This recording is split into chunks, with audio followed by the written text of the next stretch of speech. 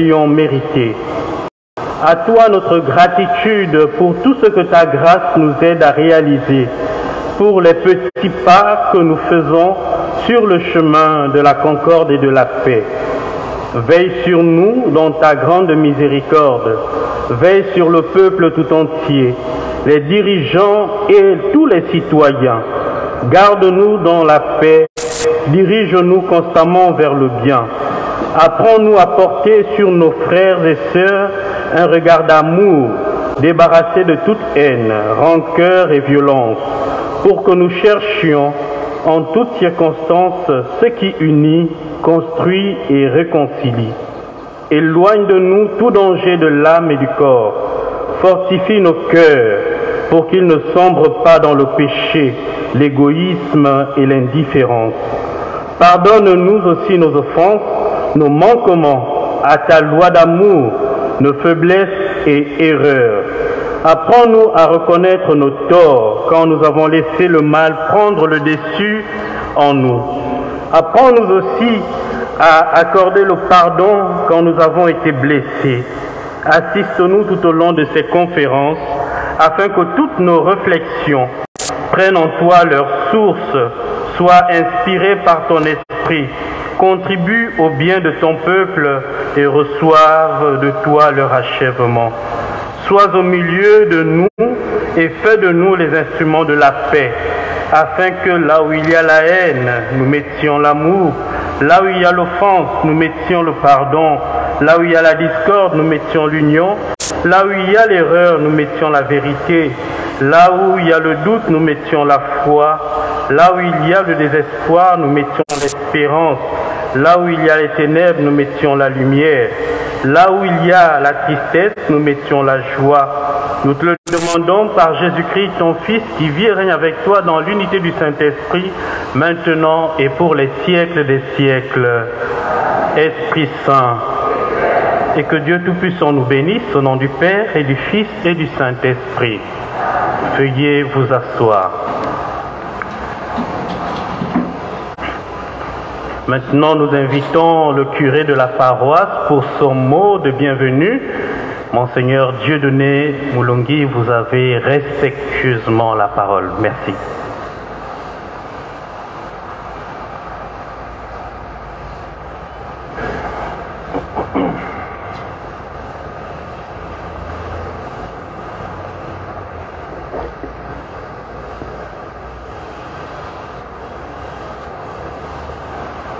Monsieur le vicaire général de l'archidiocèse de Libreville, Messieurs, Mesdames les conférenciers, bien-aimés dans le Christ, il y a de cela 8 ans, le 2 mars 2015,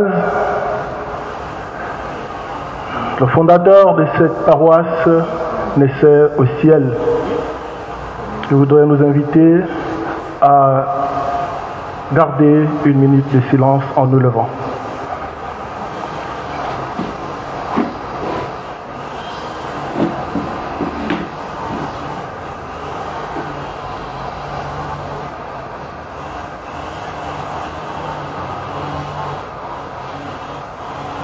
Merci. Monsieur le vicaire général de l'archidiocèse de Libreville, Messieurs, Mesdames les conférenciers, bien-aimés dans le Christ, nous n'avons pas l'intention de vous faire un long discours au risque de troubler votre curiosité et votre désir de connaissance de ce menu appelé doctrine sociale de l'Église qui vous a conduit en ce lieu cet après-midi.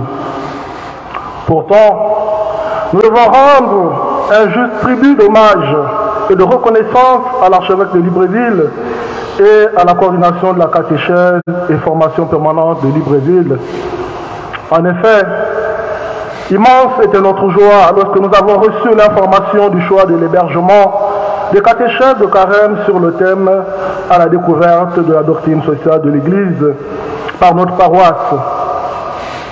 Immense et intense est aujourd'hui notre joie de vous accueillir en notre qualité de curé de cette communauté de corps immaculé de Marie pour vivre ce voyage au corps de l'Église en compagnie des différents conférenciers qui vont se relayer durant ces 3 semaines retenues par le comité d'organisation. L'Église, mère éducatrice, met à notre disposition des principes ayant pour fondement l'Évangile en vue de l'organisation de relations humaines, car l'homme est le fondement, la cause et la fin de toutes les institutions sociales.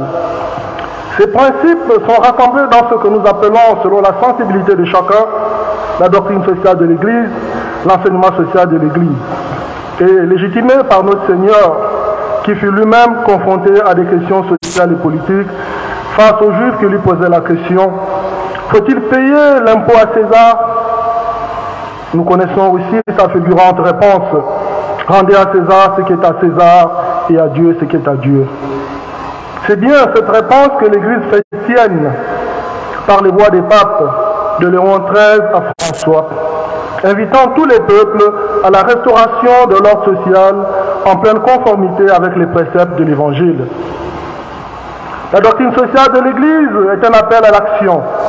Elle est un plaidoyer en faveur d'un effort constant de réflexion face aux problèmes humains par un engagement net, comme le rappelle le pape Paul VI dans Octogesima Advenias. Je cite: la politique est une manière exigeante de vivre l'engagement chrétien au service des autres. C'est à tous les chrétiens que nous adressons à nouveau et de façon pressante un appel à l'action. Il ne suffit pas de rappeler des principes, d'affirmer des intentions, de souligner des injustices criantes et de proférer des dénonciations prophétiques.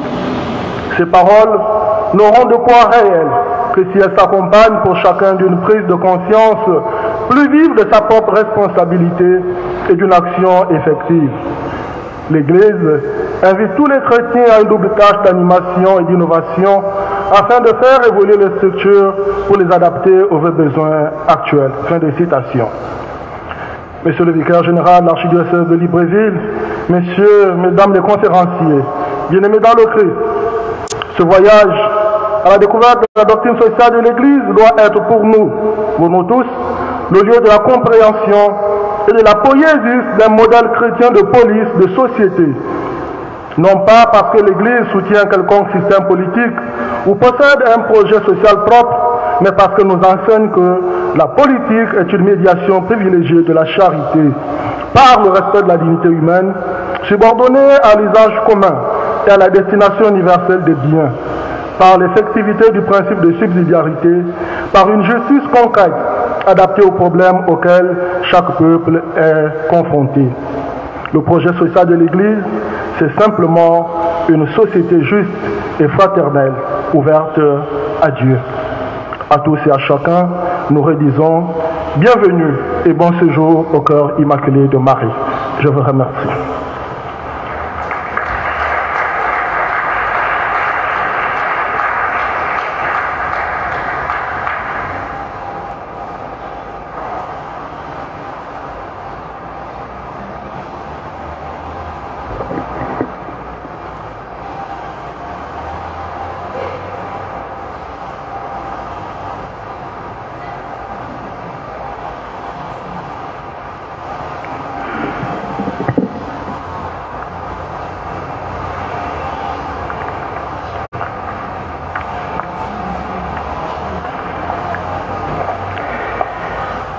Monseigneur Rufin Goubou, vicaire général de notre archidiocèse, représentant de Monseigneur l'archevêque, Monseigneur Dieudonné Moulungé Moussavou, vicaire épiscopal et curé de cette belle et grande paroisse de Nzanhayon, sous le patronage bien inspiré du cœur immaculé de Marie. Révérends abbés et pères, chères religieuses, religieux, chers conférenciers et conférencières, chers chrétiens, chrétiennes, hommes et femmes de bonne volonté, et vous tous qui nous suivez à travers les moyens de communication. La commission archidiocésaine en charge de la catéchèse et de la formation permanente est heureuse de vous accueillir et de vous rejoindre chez vous à travers ces moyens, à vous qui êtes connectés, dans le cadre de cette première édition des conférences de carême dans notre archidiocèse de Libreville. En les introduisant ce jour, je voudrais assigner à mon propos deux objectifs. Le premier va consister en un détour historique et géographique dont l'intérêt sera de nous aider à mieux comprendre la genèse des conférences de Carême et leur finalité dans l'Église. Le second objectif consistera à motiver le choix du thème retenu pour cette première édition. Les conférences de Carême, telles que nous les initions aujourd'hui, s'inspirent du modèle parisien des conférences de Notre-Dame. C'est précisément depuis 1835 que se tiennent à Paris, à la cathédrale Notre-Dame, et depuis son incendie à l'église Saint-Germain-l'Auxerrois, des conférences durant les 5 premiers dimanches du Carême. Il s'agit d'un rendez-vous de formation et d'information qui, dans le contexte particulier de cette Église, apporte un regard chrétien et non moins critique sur des sujets et des thématiques inspirés de l'actualité et par les préoccupations des hommes et femmes de notre temps.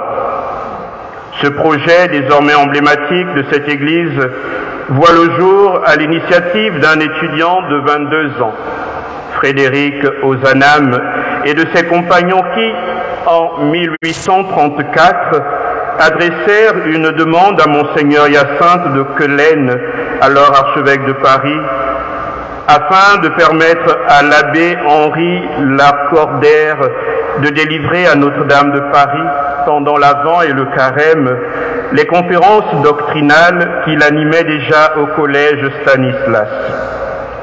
Ozanam et ses compagnons envisageaient ces conférences comme des enseignements qui sortent du ton ordinaire des homélies et prédications et qui traitent des questions qui préoccupent les jeunes, notamment le rapport religion et société contemporaine.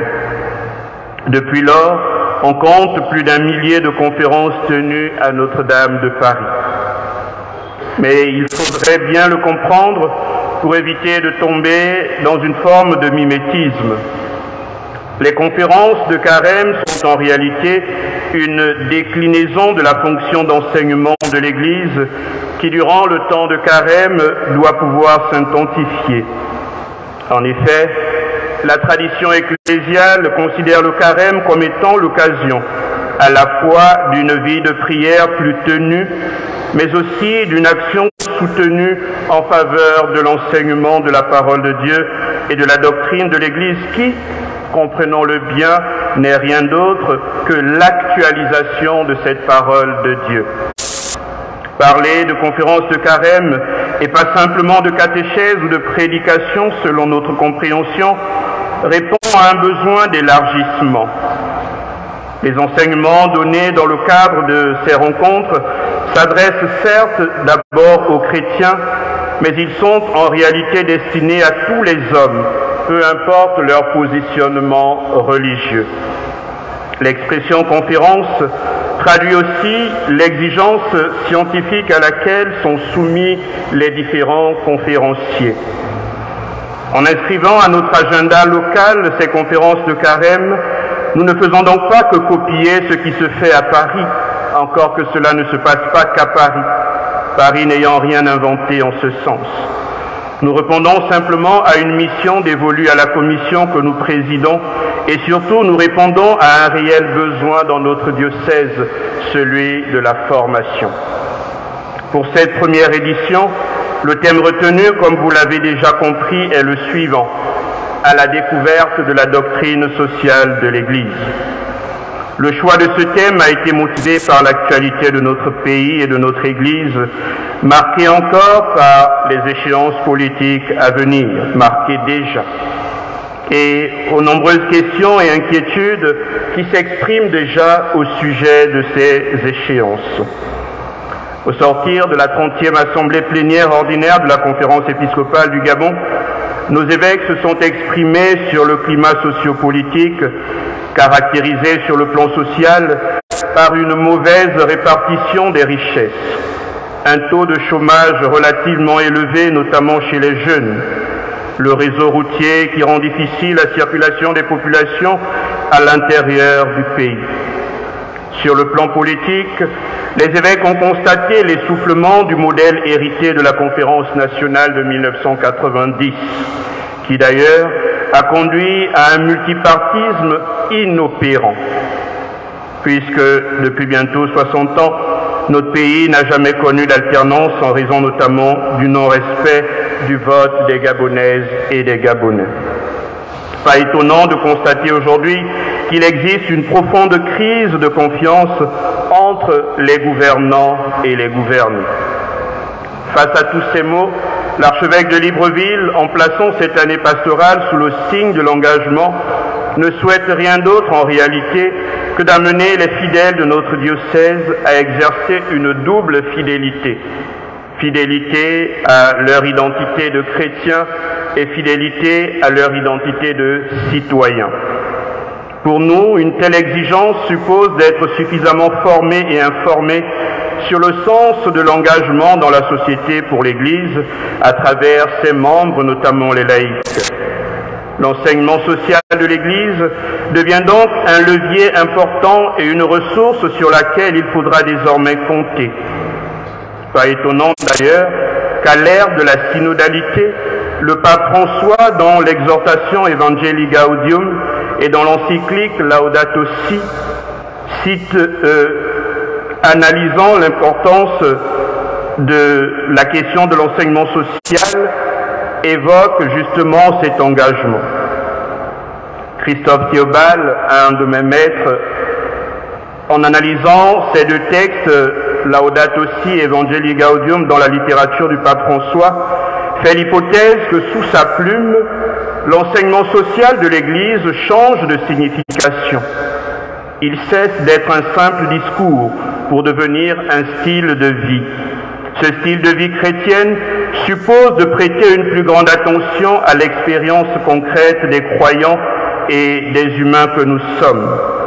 Il s'agit de ne plus seulement faire appel à l'intelligence et à la rhétorique, mais aussi à notre affectivité, à nos sens, à nos expériences concrètes, afin de susciter un réel engagement de tous.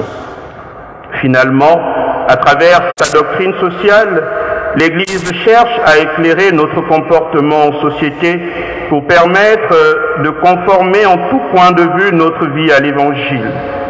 C'est ce qui est mis en exergue depuis Léon XIII, notamment avec Rerum Novarum en 1891, jusqu'à François avec Laudato Si. Jean-Paul II, que nous aimons tous, définissait la doctrine sociale de l'Église en ces termes. La doctrine sociale n'est pas non plus une idéologie, mais la formulation précise des résultats d'une réflexion attentive sur les réalités complexes de l'existence de l'homme dans le contexte et dans la société et dans le contexte international à la lumière de la foi et de la tradition ecclésiale. Son but principal est d'interpréter les réalités en examinant leur conformité ou leur divergence avec les orientations de l'enseignement de l'Évangile sur l'homme et sur sa vocation à la fois terrestre et transcendante. Elle a donc pour but d'orienter le comportement chrétien. C'est pourquoi elle n'entre pas dans le domaine de l'idéologie, mais celui de la théologie, et particulièrement de la théologie morale. L'enseignement et la diffusion de la doctrine sociale font partie de la mission d'évangélisation de l'Église. Et s'agissant d'une doctrine destinée à guider la conduite de la personne, elle a pour conséquence l'engagement pour la justice de chacun suivant son rôle, sa vocation et sa constitution. Sans en dire davantage, frères et sœurs, je voudrais à présent nous inviter à la plus grande attention pour écouter ce que vont nous dire les conférenciers. Professeur Yolande Zambier, Père Elvis Elengabeka, pour aujourd'hui et pour les fois prochaines, Abbé Fredo Giovanni Obam, Dr Marc Marundu, Sœur Marie Sidonie Oyembo et l'Abbé Gaël Romaric Obian, que je remercie d'avoir accepté de participer à cette aventure. Que le Seigneur vous bénisse et qu'il rende fructueux, chers conférenciers, pour nous et pour vous tous, votre réflexion. Je vous remercie.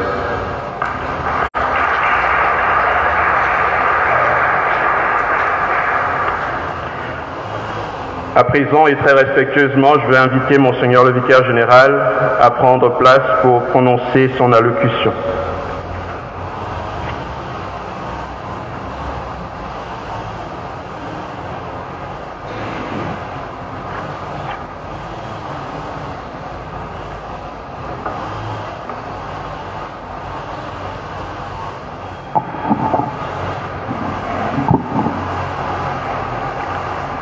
Jean-David avait 8 pages, moi j'ai 12 pages. Donc il faut supporter.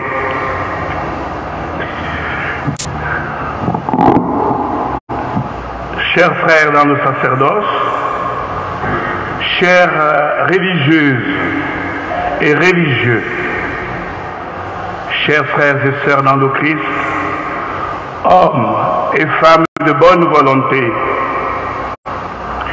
depuis quelques semaines, une communication vous parvient au sujet de la tenue des conférences de carême qui, comme vous l'avez constaté, traiteront de la doctrine sociale de l'Église. L'Église a donc une doctrine sociale, c'est-à-dire un enseignement constant en matière sociale, avec la particularité que cet enseignement, tout en étant fidèle à ses principes, doit toujours s'adapter aux situations changeantes de la vie et de la société. Pas étonnant d'ailleurs que le catéchisme de l'Église catholique affirme en son numéro 2422 que l'enseignement social de l'Église comporte un corps de doctrine qui s'articule à mesure que l'Église interprète des événements au cours de l'histoire, à la lumière de l'ensemble de la parole relevée par le Christ Jésus avec l'assistance de l'Esprit Saint. Cet enseignement devient d'autant plus acceptable pour tous les hommes de bonne volonté qu'il inspire davantage la conduite des fidèles. C'est donc conformément à sa mission que l'Église porte une parole, comme nous l'avons fait en début de cette année pastorale à travers le message de Monseigneur l'archevêque, et comme vient de le faire l'ensemble des évêques du Gabon au terme des travaux de leur 30e assemblée plénière ordinaire. Nous nous réjouissons donc qu'à la faveur de cette première édition des conférences de carême, notre commission catéchèse et formation permanente nous donne l'occasion de recevoir la parole de nos pasteurs et de l'actualiser à partir de cet enseignement social de l'Église. Dans cet élan de réjouissance, je voudrais, au nom de Monseigneur l'archevêque, vous remercier de votre présence remarquable et de l'intérêt que vous accordez à cet temps fort de la vie de notre diocèse. Je remercie particulièrement tous les conférenciers, professeur Yolande Zambieu, Père Elvis Lengabeka, Docteur Marthe Marundu, Abbé Fredo Giovanni Obam, Sœur Marie Sidonie Oyembo, l'abbé Gabriel, l'abbé Gaël Romaric ou bien Ngema. Je voudrais aussi remercier les modérateurs, l'abbé Valentin Miyun Marang et le docteur Daniel Bekale.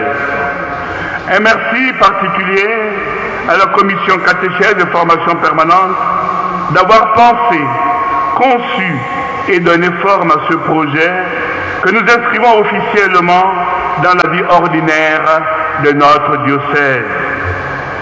En priant le Seigneur de disposer nos cœurs pour recevoir ces enseignements, au nom de Monseigneur Jean-Patrick Ibaba, archevêque métropolitain de Libreville, je déclare ouverte la première édition des conférences de carême 2023. Je vous remercie.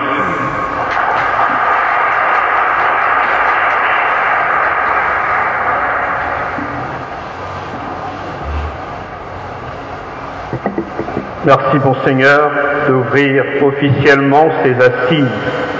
Très respectueusement, nous invitons le modérateur à prendre place et à convier les panélistes de ce soir. Merci.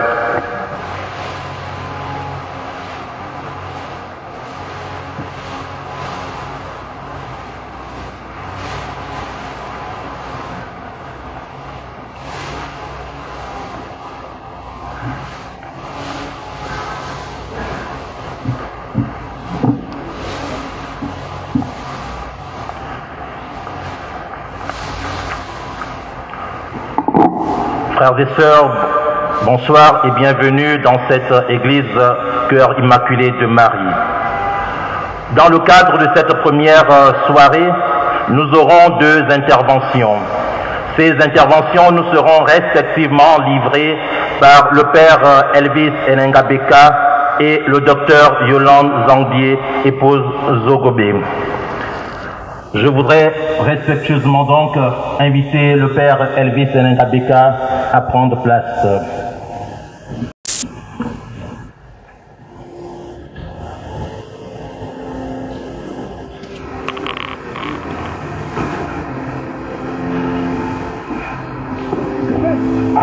Depuis que je suis devenu monseigneur, Le docteur Yolande Zandier également, s'il vous plaît.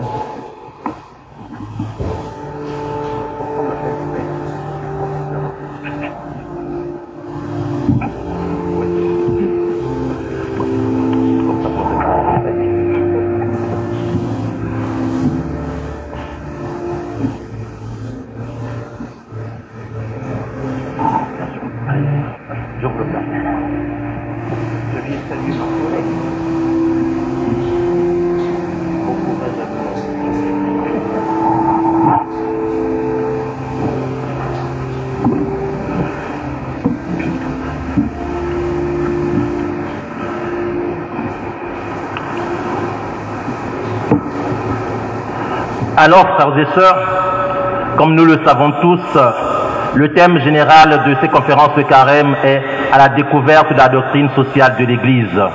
Et les conférences de ce jour portent particulièrement sur la thématique du dessein d'amour de Dieu pour l'humanité. Permettez-moi alors que je vous présente succinctement nos deux conférenciers. Le Père Elvis Enengabeka est prêtre spiritain originaire du Congo-Brazzaville. Il a suivi sa formation en philosophie, théologie, exégèse, langue et civilisation de l'Orient ancien, lettres classiques et archéologie à Libreville au grand séminaire Daniel Brottier, à Paris à l'Institut catholique, à l'Université catholique d'Afrique centrale à Yaoundé, à l'Université Marc Bloch de Strasbourg et à l'École biblique et archéologie française de Jérusalem. Il a été directeur des études au Scholastica spiritain de Ngoya près de Yaoundé, professeur à l'Université catholique d'Afrique centrale, à l'École théologique Saint-Cyprien, à l'Institut de théologie et de pastorale pour les religieux. Il continue notamment à intervenir comme professeur invité à l'Institut écuménique de théologie à Rabat au Maroc, à l'Université catholique d'Afrique de l'Ouest à Abidjan, à l'Institut catholique européen des Amériques en Martinique. Le Père Elvis Enengabeka a exercé plusieurs responsabilités administratives dans le monde académique comme recteur ou dans le monde de la recherche scientifique comme directeur de revue. Il appartient à quelques sociétés, notamment l'Association des théologiens africains, l'Association panafricaine des exégètes catholiques, l'Association catholique française pour l'étude de la Bible. Et depuis une vingtaine d'années, il fréquente régulièrement la Guadeloupe et la Martinique pour servir l'approfondissement de la foi par des conférences et à travers les médias. Il offre volontiers sa modeste expertise à plusieurs institutions ecclésiastiques et civiles. Son dernier livre porte sur les épîtres de Saint Paul et son dernier article est une contribution au récent dictionnaire de théologie africaine sur l'enfant dans la Bible. Mais ces publications abordent diverses questions comme l'atteste sa contribution à un ouvrage collectif sur le bien commun en Afrique. Après avoir été vicaire à Saint-André des Trois-Quartiers entre 1997 et 1998, il est revenu à Libreville en 2018 et depuis 2019, il est recteur au grand séminaire spiritain international Père Daniel Brottier et de l'Institut supérieur des sciences humaines. Voilà qui est le Père Elvis, ici à ma gauche. Père Elvis, j'espère avoir été fidèle dans ma présentation de votre personne. J'espère que je n'ai pas écorché ou oublié quoi que ce soit. Donc, je vais passer à présent la parole au Père Elvis pour nous délivrer sa communication sur le dessein d'amour de Dieu pour l'humanité.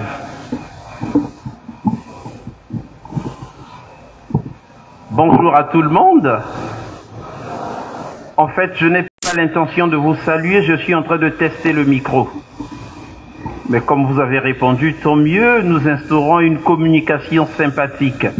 J'aimerais consacrer mes premiers mots à la politesse en disant merci à toutes les personnes qui ont estimé que ma modeste contribution pouvait apporter quelque chose à la découverte de l'enseignement social de l'Église.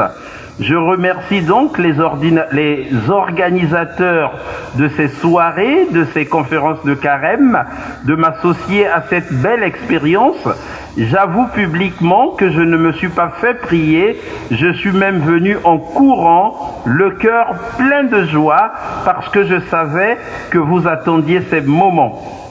J'aimerais ensuite vous dire que vous avez eu raison de laisser les morts enterrer leurs morts pour venir honorer ce rendez-vous.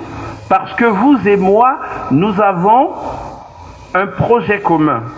Tout le monde veut améliorer ses conditions de vie, tout le monde aspire à un meilleur vivre et à un meilleur vivre ensemble. Et l'enseignement social de l'Église va nous indiquer des pistes, des formules et un certain nombre d'instruments pour réaliser ce projet. Le sujet nous concerne tous parce que nous partageons le même rêve, celui du bonheur ensemble. Les organisateurs de cette conférence ou de ces conférences m'ont donné une consigne. Ils m'ont demandé de m'appuyer sur la première partie du compendium de la doctrine sociale de l'Église.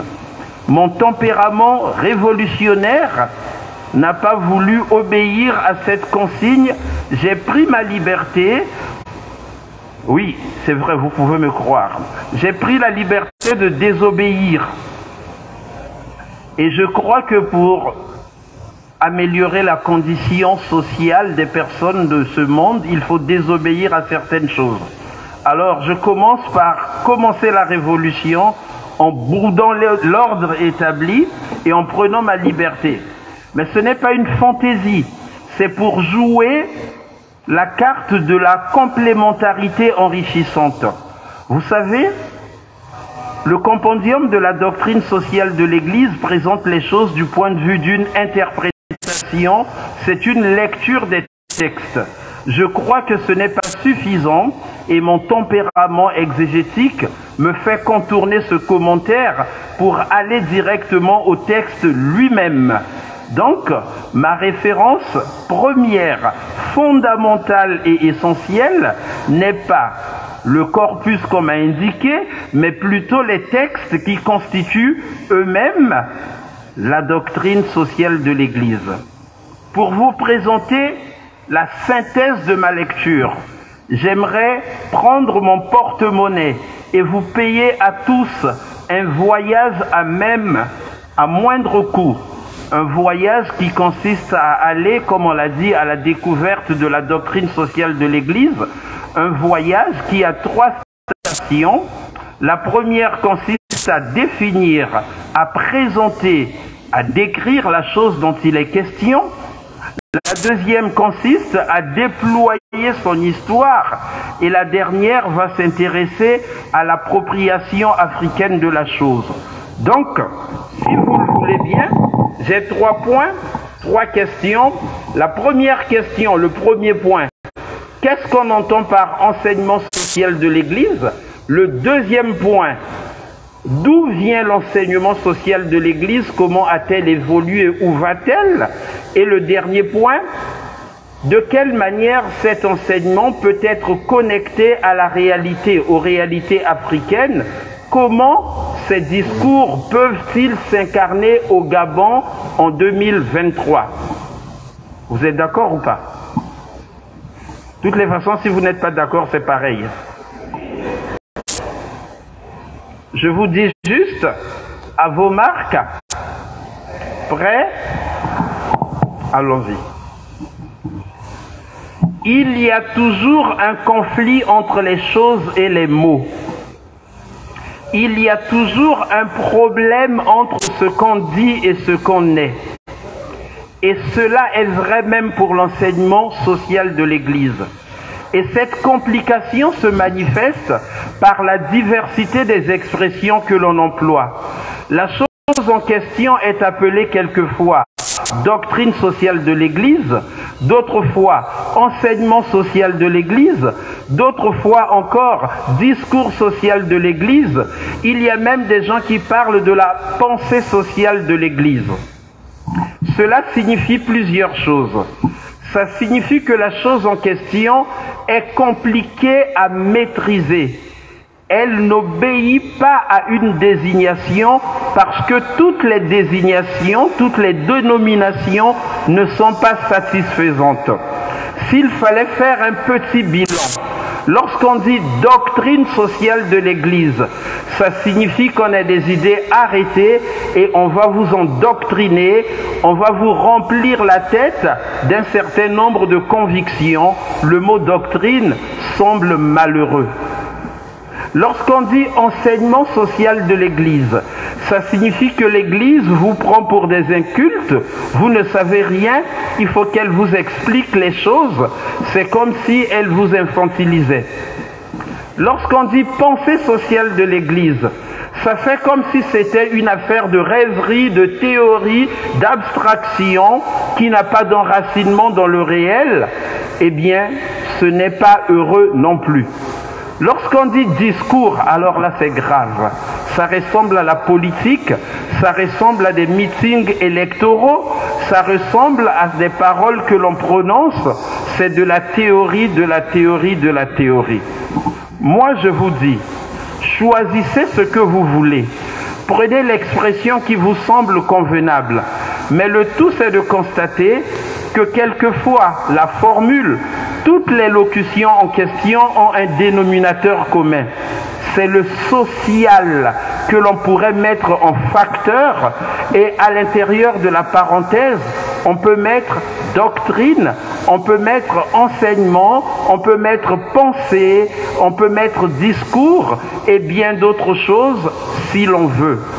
Le tout est de se mettre d'accord que lorsqu'on parle de cette chose, en réalité, on désigne ce que l'Église dit en matière de société, en matière d'économie, en matière de politique, en matière d'environnement, d'écologie. Ce que l'Église dit dans ces domaines, c'est cela qu'on appelle doctrine sociale de l'Église. Point final de la définition. Mais je n'ai pas fini.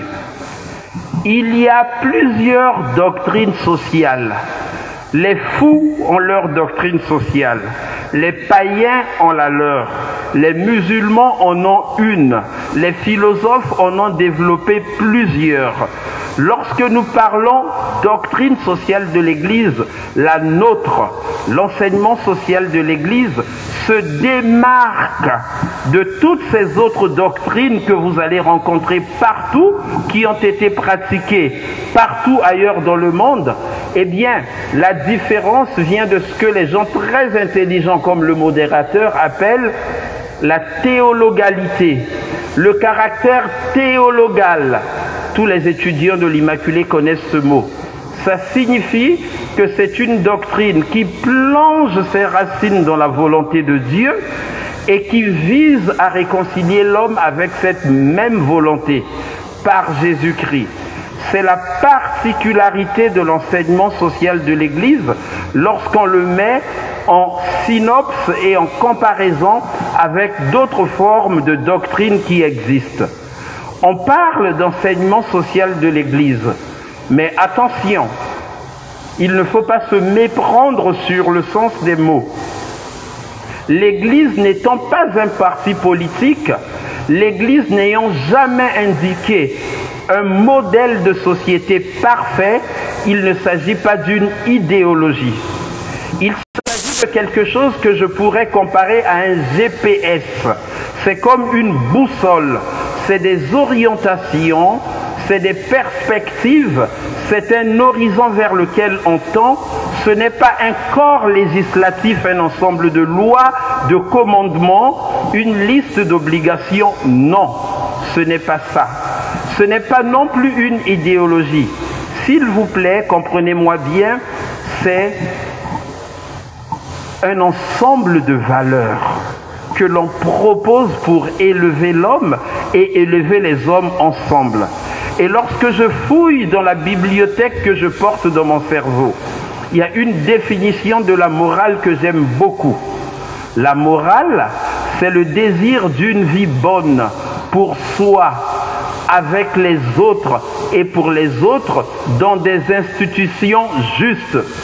C'est Paul Ricoeur qui l'a dit dans la 7e étude de Soi-même comme un autre. Je vois que notre évêque, pardon, c'est mon inconscient qui a parlé. C'est pas Paul Ricoeur, notre évêque. Notre vicaire général a vibré à l'unisson avec moi quand j'ai cité Paul Ricoeur. Merci de me faire revivre ces souvenirs. Mais on a l'impression que quand l'Église parle société, parle économie, parle politique, parle écologie, on peut croire que l'Église est hors sujet. On peut croire que l'Église doit rester cantonnée à la sacristie et quand elle met le doigt sur ces réalités, c'est comme si elle sortait de sa mission. Eh bien, croyez-moi, non. Non. L'Église est dans sa mission parce que c'est une manière de manifester que le salut auquel nous croyons concerne l'intégralité de la personne humaine. C'est une manière de dire que l'homme, toutes les dimensions de la personne humaine sont sauvées, assumées par Jésus-Christ. Saint Irénée avait dit, ce qui n'est pas assumé n'est pas sauvé. La société est assumée par Jésus, elle est sauvée par lui. Première chose pour dire qu'on n'est pas hors sujet. Deuxième chose pour dire également qu'on est dans le sujet, c'est l'incarnation. Notre foi n'est pas une affirmation en l'air. Notre foi nous enracine dans la société. Elle est incarnée. Nous regardons le ciel, mais nous marchons sur terre. Je reviens à la doctrine sociale de l'Église dans ce qu'elle a de caractéristiques sur le point de son fonctionnement, sur le plan de son organisation, les savants auraient dit son statut épistémologique. Quelqu'un l'a dit, quelqu'un de très intelligent qui a parlé avant moi, a dit « Attention, c'est une discipline théologique ». Une discipline théologique, ça signifie que les idées de cette discipline viennent de la révélation. Ce n'est pas quelqu'un qui se lève, qui commence à dire ses rêves, il a mangé, il n'est pas rassasié, la faim commence à lui tordre les boyaux, il commence à raconter n'importe quoi, il délire. Non, ce n'est pas ça la doctrine sociale de l'Église. C'est des idées qui sont dans la parole de Dieu. C'est ce que l'on veut dire quand on dit que c'est une discipline théologique. C'est une discipline théologique qui s'inscrit dans le registre de la théologie morale. Morale, entendez bien ce mot. Ça signifie le bon comportement de l'homme tel que Dieu l'a voulu. L'enseignement social de l'Église, c'est pour réconcilier l'humanité avec elle-même. L'humanité qui s'est éloignée de Dieu, l'humanité en question est appelée à retrouver en Jésus-Christ, dans l'Esprit Saint, le chemin qui conduit à Dieu. Je n'ai pas terminé. Alors, ça sert à quoi? Quel est le bénéfice? Je crois que dans la pensée sociale de l'Église, c'est un contrat ou un engagement gagnant-gagnant. Tout le monde gagne. La société gagne, l'Église gagne. Comment la société gagne? Parce que c'est la contribution de l'Église à l'amélioration de la société. Comment l'Église gagne? Parce que c'est une manière concrète de remplir sa mission. Vous voyez que tout le monde sort gagnant de cette affaire. Voilà pour le premier point, pour la définition. Maintenant, le deuxième point, vous vous souvenez ou pas? Comment? C'était? Vous avez oublié. Vous n'écoutez même pas quand on vous parle. C'est le côté historique. D'où vient la doctrine? Le curé m'a donné la bénédiction de décrocher le micro. En attendant qu'il climatise l'église, l'année prochaine, il m'a fait un signe pour dire les prochaines conférences de carême. C'est comme ça qu'il organise. D'où vient la doctrine sociale de l'Église? La principale source est biblique. Et si je parlais de Bible, vous seriez encore ici jusqu'à demain matin. J'aimerais juste vous citer quelques textes qui constituent les sources bibliques de l'enseignement social de l'Église.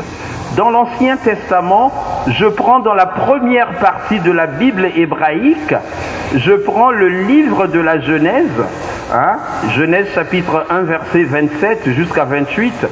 Dieu créa l'homme à son image. Il les créa hommes et femmes. Première partie, l'homme à l'image de Dieu. C'est le fondement de la dignité de la personne humaine. C'est parce que c'est une créature qui est à l'image de Dieu qu'elle est digne et qu'elle est particulièrement digne. Et de l'autre côté, il a créé l'humanité, hommes et femmes. On voit la diversité, la pluralité, la socialité de l'humanité voulue par le Créateur. Je m'arrête là parce que je pourrais commenter ça à l'infini. Je voudrais aussi citer dans la deuxième partie de la Bible hébraïque tout le souffle prophétique, Amos notamment, qui est l'emblème de la justice sociale dans l'Ancien Testament. Je passe. Je pourrais même citer la troisième partie de la Bible hébraïque, ce que l'on appelle les écrits. Et là, vous connaissez ce psaume. Au bord du fleuve de Babylone, nous étions assis, nous avions pendu nos harpes. C'est là où les ennemis nous demandaient de nous chanter, ainsi de suite. Vous voyez, qu'est-ce qu'il y a dans ce psaume? Il y a le reflet de la situation sociale d'un peuple dont l'identité a été niée par la déportation, par l'exil à Babylone. Donc, il y a les traces des situations compliquées qui sont prises en compte à travers le Dieu libérateur qui envoie Moïse libérer son peuple. Exode chapitre 14. Dans le Nouveau Testament, il y a plusieurs lieux, plusieurs sols, plusieurs pépinières qui ont fait grandir et développer l'enseignement social de l'Église.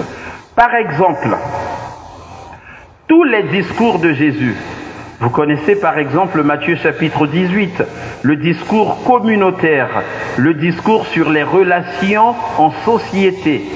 Mais j'aimerais surtout évoquer l'Église primitive en me souvenant de ce que Paul dit. Paul a deux axes en ce qui concerne l'enseignement social de l'Église. Il y a un axe politique, il y a un axe social. L'axe politique, c'est par exemple Romains chapitre 13, quand il dit « toute autorité vient de Dieu ». Quand il dit par exemple qu'il faut prier pour les gouvernants afin que nous menions une vie paisible. Donc, toute la loyauté du chrétien envers le pouvoir établi. Bon, maintenant, ne m'accusez pas de quelque chose. J'ai juste dit un peu ce que Paul dit. C'est l'axe politique. Il y a l'axe social. Et l'axe social s'exprime surtout dans ce que nous appelons dans notre métier d'exégète les codes domestiques. Il dit comment le personnel de maison doit se comporter envers le patronat et inversement comment le patronat doit traiter le personnel de maison. Ça, c'est un élément de l'enseignement social de l'Église. On aura un jour le temps de développer. Ça va se développer, l'enseignement social de l'Église, et ça se développe notamment à travers une série de figures. Je citerai les formes d'expression de l'enseignement social de l'Église. Je citerai la forme populaire. Vous avez le temps de noter. Il y aura un devoir après. Les formes populaires, les formes institutionnelles, les formes scientifiques, les formes magistérielles de l'expression de l'enseignement social de l'Église. Lorsque je dis forme populaire, de quoi s'agit-il? Ce sont des baptisés qui, sans être envoyés, s'engagent pour la transformation positive de la société. Par exemple, dans les mouvements d'action catholique, que ce soit pour les enfants, que ce soit pour les jeunes, que ce soit pour les adultes, eh bien, ce sont des lieux d'expression de l'enseignement social de l'Église. Rappelez-vous la formule « voir, juger, agir ». On attaque, mais intelligemment, parce qu'on a vu d'abord, on a réfléchi. C'est même la méthode de l'enseignement social de l'Église. Ça, c'est la forme populaire. J'ai parlé aussi de la forme... Oui, il y a des institutions dans l'Église catholique. Les éveillés n'ont pas ça. Il y a des institutions dans l'Église catholique qui sont dédiées à l'amélioration des conditions de vie en société. Je vous prends l'exemple des dicastères, c'est-à-dire des organes que l'on pourrait comparer au ministère qui aide le pape à exercer sa fonction. Il y a un dicastère qui est dédié à la promotion humaine intégrale. Il y a un dicastère qui est dédié au service de la charité. Il y a un dicastère qui est dédié au service de l'éducation. Mais ces éléments, c'est pour transformer la société. Ce sont des lieux d'expression de l'enseignement social de l'Église. Les formes institutionnelles, c'est aussi les congrégations. Le spiritain que je suis très heureux parce que dans ce pays, il y a des gens qui n'auraient jamais été scolarisés sans les spiritains. Pas seulement dans ce pays, ailleurs aussi. Sans les sœurs non plus. Nos congrégations ont été inventées parce qu'en Europe, l'État n'arrivait plus à faire son devoir. C'est pour cela qu'il y a eu des congrégations spécialisées pour soigner des fous, des folles. Il y a eu des congrégations spécialisées pour les blessés de guerre, pour racheter les esclaves, pour évangéliser les pirates, tous les banditismes d'autrefois, pour prendre ça en charge.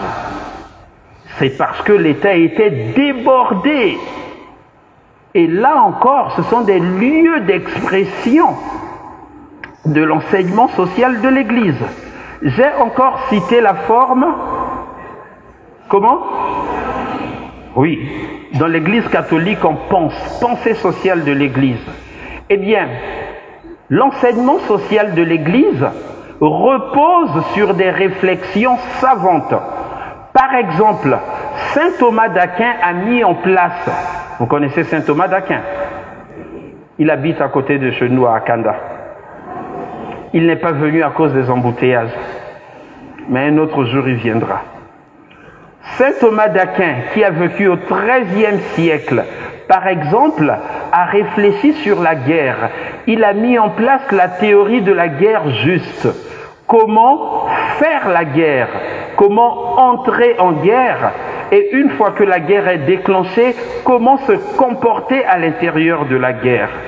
Et il y a eu comme ça beaucoup d'autres penseurs. Je pourrais en faire la liste, ils sont nombreux. Par exemple, Jacques Maritain, un chrétien catholique qui a contribué à mettre en place les droits de l'homme. Ce sont des lieux de l'expression scientifique de l'enseignement social de l'Église. Tous ces gens, personne ne les a envoyés officiellement. C'est-à-dire, ils ne parlent pas officiellement au nom du Saint-Siège. Le Saint-Siège s'exprime en matière d'enseignement social de l'Église de plusieurs manières, notamment par des radiomessages et par des encycliques. Et au sens restreint, l'enseignement social de l'Église, c'est la somme, l'addition de ces messages radio et de ces encycliques. Là, il faut que je vous dise quelque chose. C'est un Congo-ça que vous pourrez reporter, répéter. On est au 19e siècle. Les gens qui sont allés à l'école, leur professeur d'histoire géo leur a dit qu'au 19e siècle, il y a eu la révolution industrielle. Oui ou non? Ils sont ici les profs d'histoire géo. Mais ce que les profs d'histoire géo ne savent pas, ce que les professeurs en théologie savent, c'est qu'il y avait en même temps ce qu'on appelle la crise moderniste. J'explique un peu. Qu'est-ce qui se passe? La science est en train de se développer, mais l'Église est à la traîne. Elle n'a pas intégré les progrès scientifiques, les découvertes archéologiques, notamment dans la manière de lire la Bible, et elle n'a pas changé non plus, cette Église, la manière de former ses prêtres. On va dire en bref qu'elle résiste, qu'elle soupçonne la modernité. Elle a même écrit un syllabus avec 95 condamnations contre la modernité. Bon, c'est en 1864, j'étais pas là, 1864. Maintenant, l'Église commence à perdre un peu du crédit dans la société. Et pour regagner la confiance des gens, elle va profiter de la situation des ouvriers. La classe ouvrière qui est en train de monter en nombre, Marx va dire les prolétaires qui sont en train de monter en nombre, et dans la situation, le lot, c'est l'exploitation par les patrons capitalistes. Et là, un pape dont il faut retenir le nom, il s'appelait Léon XIII. Vous avez entendu? Léon, c'est pas le numéro de son maillot. Léon XIII. Il a sorti ce qu'on appelle la première encyclique sociale. Oubliez tout ce que j'ai dit. Retenez simplement Léon XIII, 1891, Rerum Novarum. C'est l'acte de naissance, le manifeste, le point de départ de l'enseignement catholique en matière sociale. Ça commence là. C'est la première fois dans l'histoire qu'un pape prend la parole et dénonce une situation sociale. La précarité des... Oui, je voulais vous piéger, mais j'ai échoué. Mais il n'est pas seul parce que parallèlement, quelqu'un comme Engels va écrire la situation des masses laborieuses en Angleterre. Donc ça vient de partout, tout le monde parle là-dessus. Souvenez-vous de ce que j'avais dit. Il y a plusieurs doctrines sociales, mais la nôtre se distingue par ça.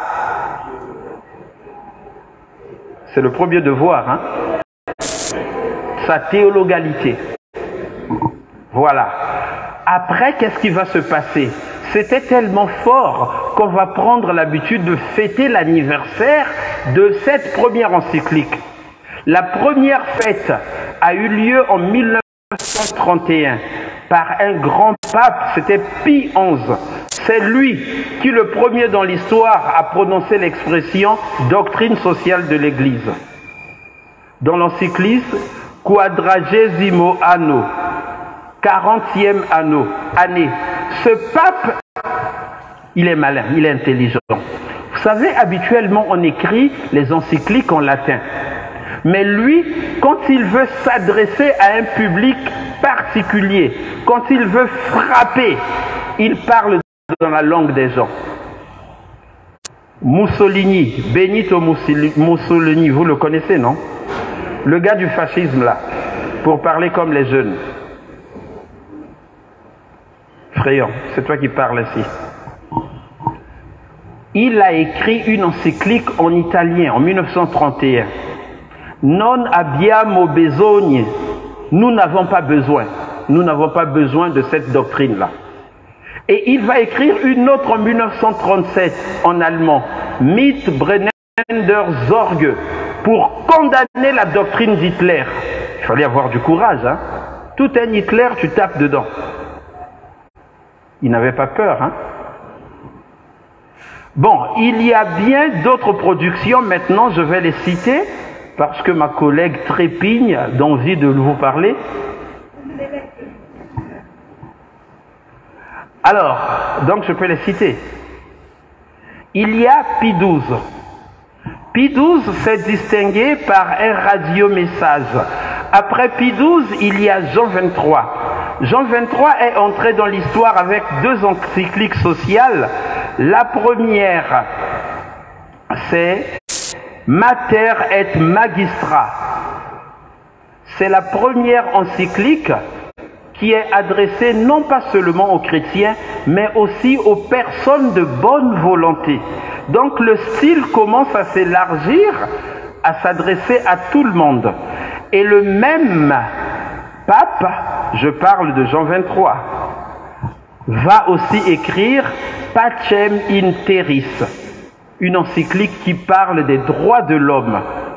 Après ce pape, il y a le Concile Vatican II, dont deux documents concernent directement la situation sociale. Je cite Gaudium et Spes, je cite aussi Dignitatis Humanae. Maintenant, je traduis. Dignitatis Humanae, la dignité de la personne humaine, c'est un des principes de l'enseignement social de l'Église. J'ai parlé principe de l'enseignement social de l'Église. N'oubliez pas, je vais revenir là-dessus tout à l'heure, dans un petit instant.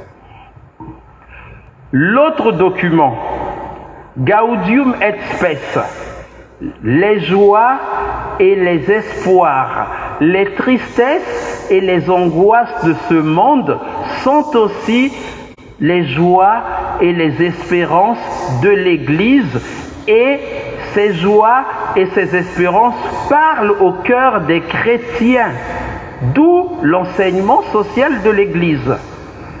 Retenez, pour ceux qui veulent approfondir, le numéro 1 de Gaudium et Spes et le numéro 43, le 1 et le 43. Ce sont des textes explosifs, prophétiques sur l'enseignement social de l'Église et l'engagement du chrétien pour la transformation de la société.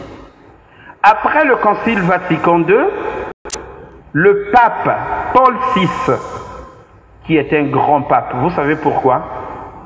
Est-ce que vous savez pourquoi? Parce que c'est lui qui a ordonné Monseigneur Anguillet à Kampala en 1969. Oui, c'est un très grand pape. Histoire de l'église locale, on révise un peu. C'est lui qui a dit « Africains, soyez vos propres missionnaires ». C'est le jour où il a ordonné Monseigneur Anguilé. Ce jour-là, il a fait aussi autre chose. Les martyrs de l'Ouganda. Hein? Vous vous rappelez, non?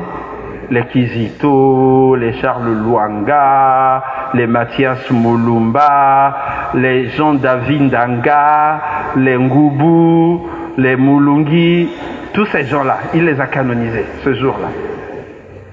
Je suis en train de vous dire que les noms des Africains sont maintenant entrés dans la litanie des saints. C'est ce que je suis en train de dire. Oui. Ah bien, donc on se comprend bien. Bon, donc ce pape très intelligent a écrit en 1967 une grande encyclique sociale, Populorum Progressio, le développement des peuples. Et il a dit cette phrase que je vais commenter rapidement. Le développement est le nouveau nom de la paix. Avant, on cherchait à finir les guerres. Maintenant que la guerre est finie, il parle de la Seconde Guerre mondiale. Maintenant que c'est fini, il faut chercher à développer les peuples. Autrement dit, si vous voulez qu'il y ait la paix, développez les pays. Retenez ça, le développement, c'est le nouveau nom de la paix. Ce même pape, c'est lui qui a créé le Conseil pontifical Justice et Paix, qui a écrit le compendium là, comme a dit de lire là. J'ai lu, mais après je suis allé voir ailleurs. Bon. Après lui, Jean-Paul Ier, il n'a eu que le nombre de jours d'une bière. Hein? Combien? 33. Oui, on sent que vous pratiquez, vous avez de la pratique. Donc, lui, il n'a pas eu le temps d'écrire beaucoup de choses. Mais après lui, Jean-Paul II, c'est comme si vous les rattrapiez. Saint Jean-Paul II, vous dites ça, non? Moi, je dis Saint Jean-Paul II le Grand. Oui. Jamais quelqu'un n'a été en Afrique comme lui, en tant que pape. Saint Jean-Paul II le Grand a produit beaucoup.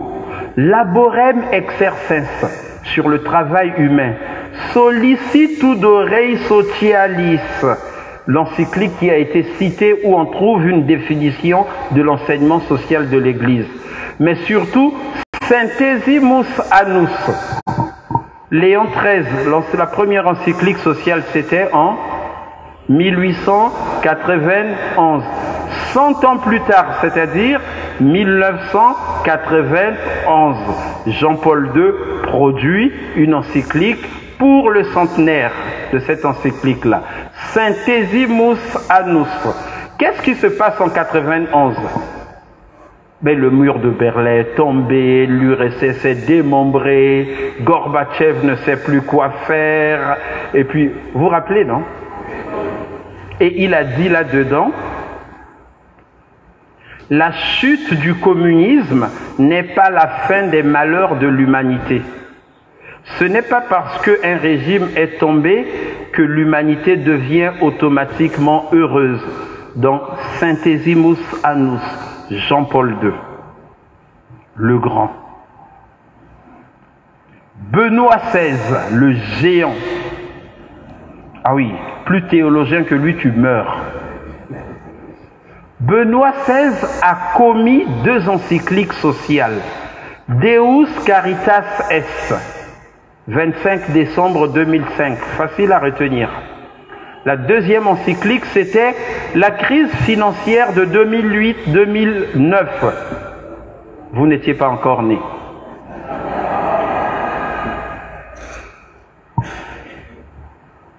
Vous ne rappelez pas cette encyclique?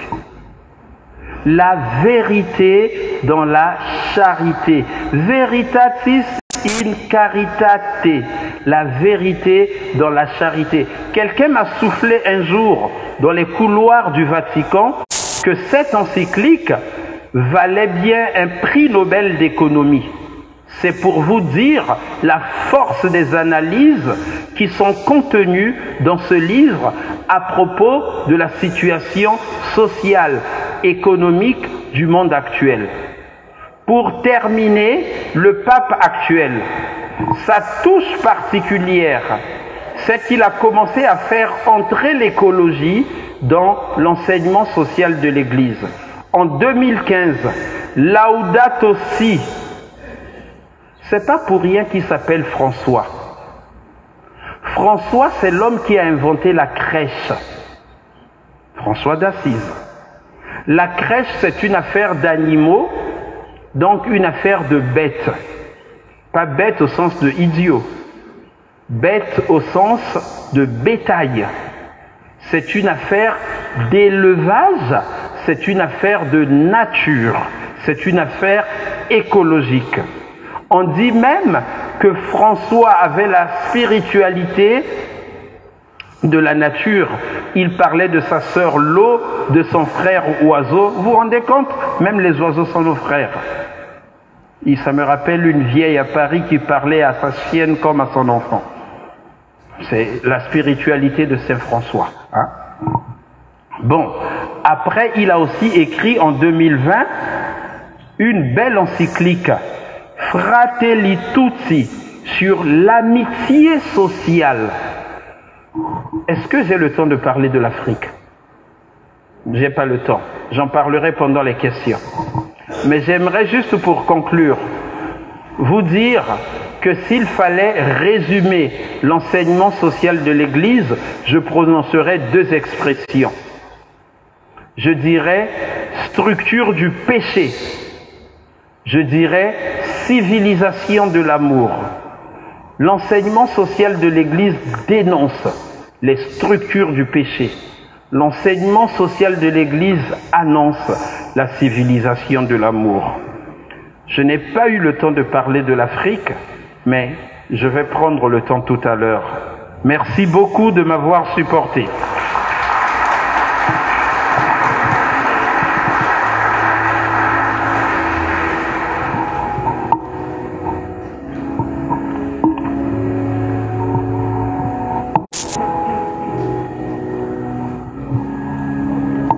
Alors, nous remercions le professeur Elvis. Bon, tout à l'heure, je ne parlais que du père, mais je préfère rectifier maintenant le tir.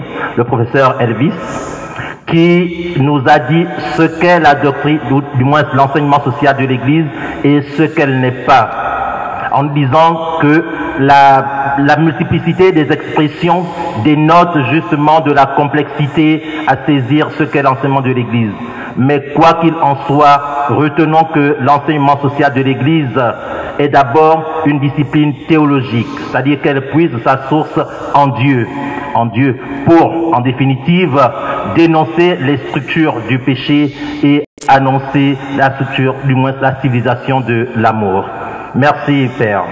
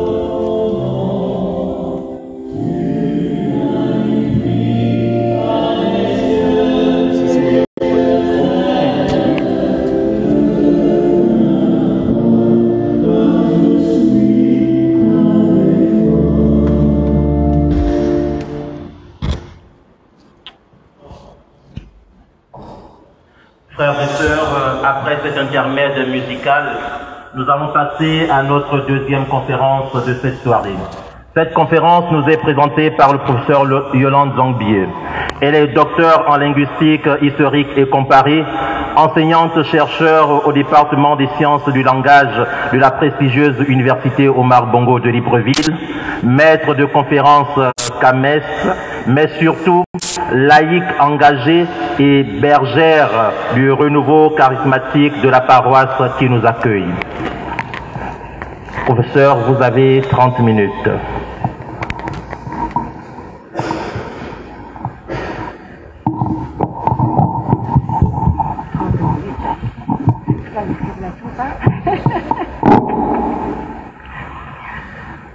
Merci, monsieur le modérateur.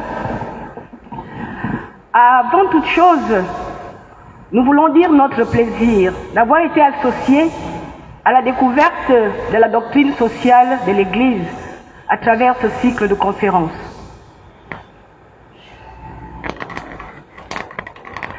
À sa lecture, nous en avons tellement appris et le rendre en si peu de temps n'est pas aisé. Merci. C'est pourquoi je voudrais déjà demander l'indulgence des participants d'une part et la clémence du modérateur en rapport avec le temps qui nous est donné. Monseigneur Rufin Ngoubou, vicaire général de l'archidiocèse de Libreville, Monseigneur Dieudonné Moulungi Moussavou, vicaire épiscopal de l'archidiocèse de Libreville, curé de la paroisse Cœur Immaculé de Marie, Messieurs les prêtres des paroisses, religieuses et religieuses, mesdames et messieurs, en vos rangs, grades, titres et qualités. Il n'est pas souvent aisé, je crois que vous allez me donner raison, surtout pour la boétienne que je suis, de prendre la parole après une présentation remarquable et remarquée. Le Père Elvis a déjà, à notre sens, fait le tour de la question, au point qu'on pourrait se demander qu'est-ce qui peut être encore ajouté. Toutefois, nous allons prendre la balle au bond et tenter de frayer un passage à sa suite. La commande nous a été faite, et moi, je ne ferai pas la rebelle.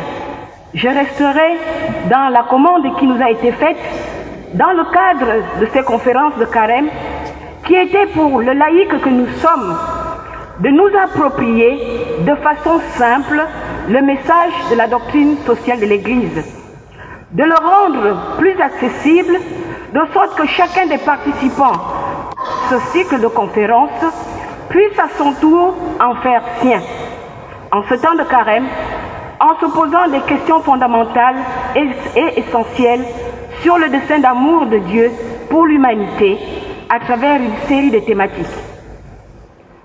Le but de l'exercice, à mon sens, est de tenter de vivre le carême 2023 et au-delà différemment en posant un regard nouveau sur l'homme à la lumière de la doctrine sociale de l'Église. Qui est-il? Pourquoi s'est-il éloigné de Dieu? Quel est le message du Christ pour sa réhabilitation? Quelle est la mission de l'Église dans le salut qui, à l'initiative de Dieu le Père, est offert en Jésus-Christ pour tous les hommes et pour tout l'homme? Mes seigneurs, chers prêtres, religieux et religieuses, mesdames et messieurs, cette conférence, nous ne la souhaitions pas classique, c'est-à-dire au sens où, après notre propos, nous passerons à la traditionnelle séance de questions-réponses. Pourquoi? Parce que d'une part, nous n'avons pas plus de réponses que vous aux différentes préoccupations des uns et des autres. Et d'autre part, nous proposions cette rencontre comme un moment d'échange, de contribution des uns et des autres sur les problématiques posées en rapport avec nos expériences respectives dans nos milieux de vie, que ce soit sur le plan familial, professionnel, social et spirituel, à nos agirs habituels et de manière particulière en ce temps de carême. La présentation générale de la doctrine sociale de l'Église nous a été brillamment faite, d'une part par l'abbé Jean David, et vraiment nous avons eu une envolée avec le Père Elvis sur la doctrine sociale de l'Église. Dans la première partie qui nous a été attribuée, et il a dit au début, il est question, ainsi que présenté par le Père, de la primauté de l'homme dans le cœur de Dieu, la primauté de l'homme dans le projet d'amour pour l'humanité et la mission de l'Église dans ce projet. Pour notre présentation, nous tenterons d'exposer à la lumière de la seule doctrine sociale de l'Église, sans référence à d'autres lectures, à d'autres cadres théoriques, philosophiques ou autres, nous tenterons d'exposer deux points essentiels. Le premier portera sur la personne humaine, le Père en a dit un mot et ses droits, et le second mettra l'accent sur les principes et valeurs de la doctrine sociale de l'Église. De la doctrine sociale de l'Église, ce que nous avons retenu de manière simple dans sa globalité, nous enseigne que dans ses principes fondamentaux, le Père l'a dit, l'Église voit dans l'homme, chaque homme, l'image vivante et sociale parfaite de Dieu lui-même. L'homme est donc le cœur et l'âme de l'enseignement social catholique. Il en est le sujet, le fondement et la fin. À travers les multiples expressions, l'Église s'est donc donnée comme mission de protéger la dignité humaine face à toute tentative d'en proposer des images réductrices et déformées. Qui est donc cet homme au cœur de l'Église? Qui est cet homme au centre du cœur de Dieu? À cette préoccupation, la doctrine sociale de l'Église nous rappelle que cet homme est celui que le message fondamental de l'Écriture sainte annonce. Une créature de Dieu, créée à l'image de Dieu. En conséquence, parce qu'il est à l'image de Dieu, l'individu a la dignité de personne avec un grand P. Il n'est pas une chose, mais quelqu'un. Sur la base de ce principe, l'homme est capable de se connaître, de se posséder, de librement se donner et entrer en communion avec d'autres personnes. De fait, de par sa nature, l'homme n'est pas un être solitaire, mais plutôt un être social qui, sans relation avec autrui, sans relation avec l'autre, ne peut vivre ni épanouir ses qualités. Ce caractère social de l'homme est déjà manifeste depuis la création, quand Dieu dit « Il n'est pas bon que l'homme soit seul ». Dans l'Éden, on relève l'insatisfaction qui s'empare de la vie de l'homme, tant que son unique point de référence demeure le monde végétal et animal. Seule l'apparition de la femme, d'un être qui est chair de sa chair, os de ses os, et en qui vit également l'Esprit de Dieu créateur, peut satisfaire l'exigence d'un dialogue qui est vital pour l'existence humaine. L'homme est donc cet être en relation permanente qui ne peut vivre seul, il est en perpétuelle interaction avec l'autre, avec la communauté. En l'autre, homme ou femme, Dieu se reflète. Cet autre, homme ou femme, Dieu les a voulus de même dignité et de valeur égale. Non seulement parce que dans leur diversité, ils sont à l'image de Dieu, mais aussi parce que le dynamisme de réciprocité qui anime le nous du couple est de Dieu. Quand on est nous, on est en mouvement. Quand on est seul, on est en inertie. Ils sont donc dans une communion de réciprocité qui les situe en tant que personne à travers le don sincère de soi. Cette responsabilité de l'un vis-à-vis de l'autre est tout aussi divine.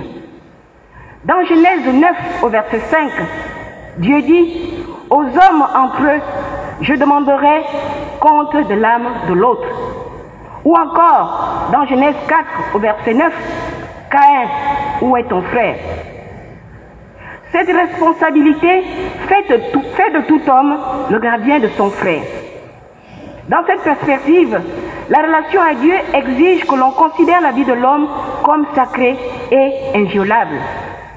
Cette sacralité de la vie humaine contenue dans le 5e commandement, tu ne tueras point, fait de Dieu le seul responsable de la vie et de la mort, tandis que le sommet du respect à l'inviolabilité et à l'intégrité de la vie physique réside dans le commandement positif, tu aimeras ton prochain comme ton frère, par lequel Jésus invite à prendre en charge son frère, son prochain. Cette relation de l'homme avec l'autre, mais aussi avec toutes les autres créatures mises à sa disposition, toujours par la seule volonté divine, requiert l'exercice de la responsabilité. Le livre de la Genèse renseigne que la domination de l'homme sur le monde consiste à donner un nom aux choses, de sorte à les reconnaître pour ce qu'elles sont, envers chacune d'elles en rapport de responsabilité. Ce n'est donc pas une liberté d'exploitation arbitraire et égoïste, mais un défi lancé à son intelligence qui doit l'élever vers la contemplation de la vérité de toutes les créatures, c'est-à-dire de ce que Dieu voit de bon en elles. L'homme, c'est aussi cet être intérieur, en relation avec lui-même et différente de toute autre créature, comme unité d'âme et de corps. L'âme spirituelle et immortelle est le principe d'unité de l'être humain. Elle est ce pourquoi il existe comme un tout. L'homme possède donc deux caractéristiques différentes. C'est un être matériel lié à ce monde par le corps et un être spirituel ouvert par son intelligence à la découverte d'une vérité plus profonde. Il ne peut donc être pensé comme une individualité absolue, bâtie par soi-même et sur soi-même. La socialité humaine, bien-aimée et divine, nous n'avons aucun autre choix que de vivre les uns avec les autres, les uns pour les autres, avec l'objectif de retrouver plus profondément sa pleine justification dans le mystère du Dieu créateur. Voilà en quelques mots, et vraiment de manière très ramassée, la perfection dans laquelle Dieu a placé l'homme, la perfection dans laquelle il aurait dû évoluer s'il n'y avait pas eu le drame du péché dans la vie de l'homme. L'apôtre Paul nous renseigne que par un seul homme, le péché est entré dans le monde, et par le péché, la mort. Adam, en transgressant le commandement de Dieu, perd au jardin d'Éden les attributs de sainteté et de justice originelle qu'il avait reçus, non seulement pour lui, mais pour toute l'humanité. Le premier péché est de fait un péché de désobéissance qui sépare l'homme de Dieu. C'est d'ailleurs, à mon sens, la définition de tout péché, qui est la séparation de l'homme d'avec Dieu par la désobéissance des principes divins. À la racine de toute blessure ou déchirure personnelle et sociale se trouve le péché. Et la première déchirure a commencé par le péché originel que chacun porte en soi depuis sa naissance comme un héritage reçu de nos premiers parents, jusqu'au péché que chacun commet en usant de sa propre liberté. Ce dernier est de ce fait une double blessure que le pécheur ouvre dans son propre flanc. Le péché a donc cette double composante d'être personnel et social. Il est personnel du fait qu'il est un acte libre d'un individu qui désobéit et transgresse, et social du fait qu'il se répercute d'une certaine manière sur les autres. Ce second pan, nous le pensons, est lié à cette solidarité humaine, aussi mystérieuse qu'imperceptible que nous avons déjà annoncée. Nous l'avons dit, l'être humain est un être social. Cette socialité humaine agit de sorte que le péché de l'un affecte non seulement que le péché de l'un va affecter de manière directe ou indirecte son frère. C'est un acte de division de l'homme, non seulement d'avec Dieu, mais aussi d'avec lui-même. Par le péché, la rupture avec Dieu aboutit indéniablement à la division entre les frères, en tranchant le lien d'amitié qui unit la famille humaine.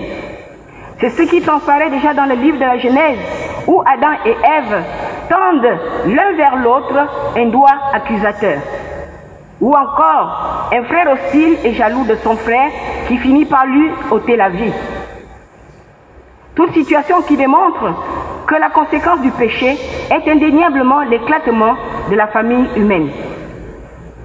À la loi du péché, nous dit la doctrine sociale de l'Église, l'on peut désigner la loi de la chute, correspond toujours par le principe de la socialité humaine, la loi de l'élévation, grâce à laquelle tout homme qui s'élève, élève l'homme, élève le monde.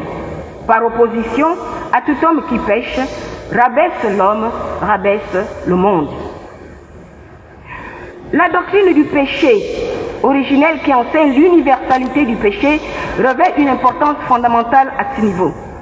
Elle conduit donc l'homme à ne pas rester dans la faute, à ne pas la prendre en cherchant continuellement des boucs émissaires et des justifications dans le milieu environnant, dans l'hérédité, dans les structures et dans les relations.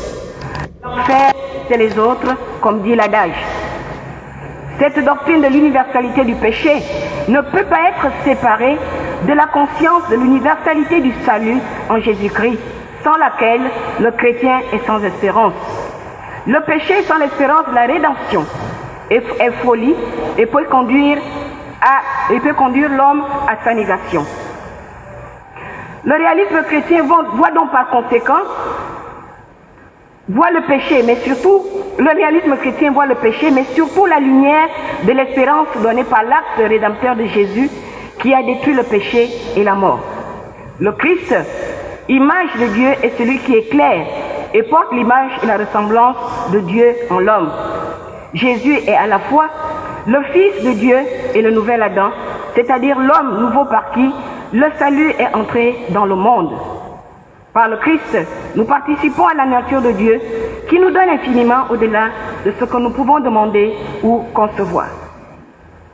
Cette transgression du péché, cette désobéissance des lois et principes est certainement ce qui conduit au déni de la personne humaine et au déni de ses droits fondamentaux. Ce qui nous amène à parler rapidement de quelques éléments sur les droits de la personne humaine. C'est un autre aspect que la doctrine sociale de l'Église met en évidence et de manière insistante. Pour la doctrine sociale de l'Église, la Déclaration universelle des droits de l'homme proclamée par les Nations Unies le 10 décembre 1948 est pour l'Église une occasion extraordinaire qu'offre notre époque afin que, par leur affirmation, la dignité humaine soit plus efficacement reconnue et universellement promue comme caractéristique imprimée par le Dieu créateur sur sa créature. Autrement dit, une inspiration divine pour l'homme en ce millénaire. Les droits de l'homme trouvent leur fondement dans la dignité qui appartient à chaque homme et ne doit pas se situer dans une simple volonté des êtres humains, mais dans l'homme lui-même et en Dieu son créateur. Ils doivent apparaître plus solides si on considère que la dignité humaine, après avoir été donnée par Dieu et avoir été profondément blessée par le péché, a été assumée et rachetée par Jésus-Christ à travers son incarnation, sa mort et sa résurrection. Ces droits ont des caractéristiques.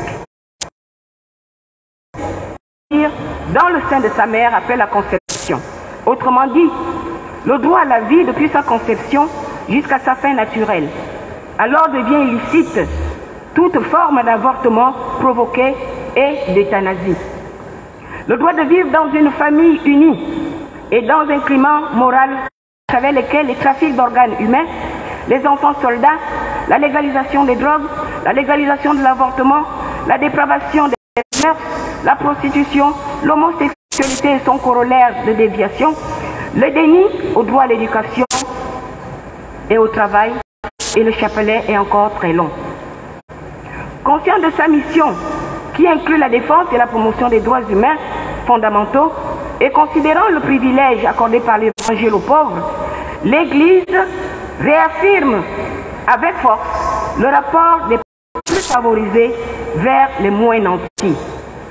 Elle ressent profondément l'exigence de respecter en son propre sein la justice et les droits de l'homme.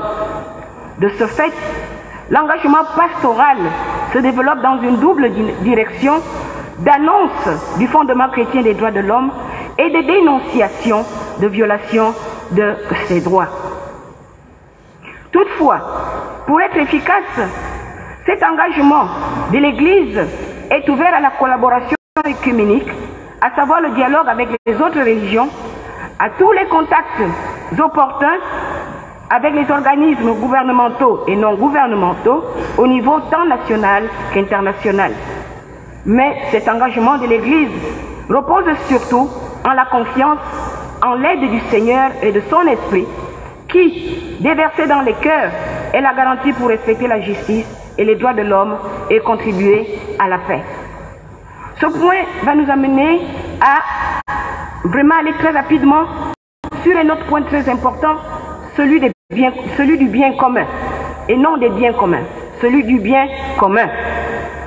Par bien commun, on entend un ensemble de conditions sociales qui permettent tant au groupe qu'à chacun de leurs membres d'atteindre leur perfection exige.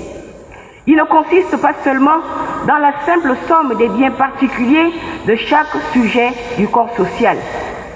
Étant à tous et à chacun, il est et demeure commun car indivisible. C'est donc un bien appartenant à tous les humains et à tout l'homme. Le bien commun de la société n'est pas une fin en soi. Il n'a de valeur qu'en référence au bien commun universel de la création tout entière qui revêt de fait une importance immédiate. Ce qui fait du bien commun une origine divine.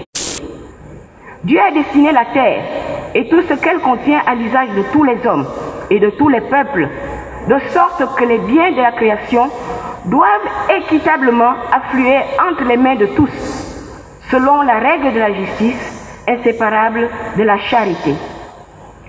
Ce qui permet de noter que la première origine de tout bien est l'acte de Dieu lui-même qui a donné la terre à l'homme pour qu'il la maîtrise par son travail. Ces biens lui sont absolument indispensables, à l'homme pour se nourrir, pour croître, pour communiquer, pour s'associer. Et nul ne peut en être privé sans courir le risque d'une mort certaine. Il est certain, bien-aimés, que nous nous comprenons lorsqu'il s'agit du bien commun et non des biens communs. Le bien commun dont il est question ici, c'est le principe du droit universel à l'usage des biens de la terre, qui est un droit naturel inscrit dans la nature de l'homme. C'est un droit originel. Il se présente comme inhérent, c'est-à-dire propre à l'homme, à chaque homme, et où le progrès des uns ne sera pas un obstacle pour les autres, ni un prétexte à leur asservissement. Ce droit universel à l'usage du bien est prioritaire par rapport à toute intervention humaine sur les biens. J'ai un droit naturel à la terre avant que l'État ne vienne en définir les contours. J'ai un droit naturel au logement, j'ai un droit naturel à l'accès à l'eau avant que les législateurs ne viennent en définir les contours. Sa mise en œuvre concrète, la mise en œuvre concrète du bien commun, selon les différents contextes culturels et sociaux, implique une certaine réglementation.